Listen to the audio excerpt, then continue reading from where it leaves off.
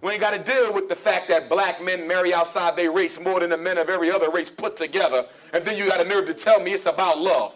Well, if it's about love, why you seem to be more in love than everybody else?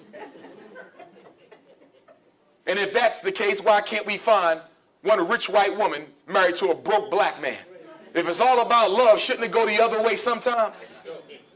This ain't about no love. White women are very strategic.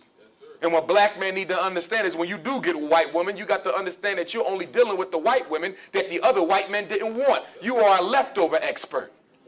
You're not first choice. No white woman goes around wanting to marry a black man as first choice.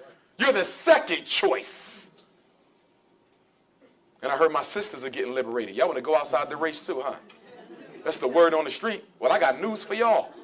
White men are not in a rush to marry black women. But they will lead you to think that they will just so they can get some of your African cookies and then throw you back.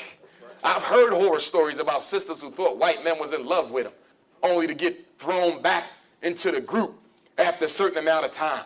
He calls you a black bee one day during an argument. He tells you you're nothing like the women of my race during an argument.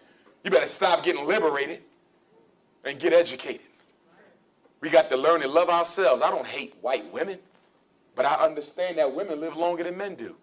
So if I marry a white woman, she's likely to be on this earth longer than I am.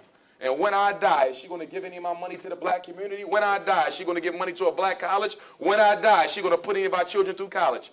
Michael Jordan just married a white woman who's about 20 years younger than him.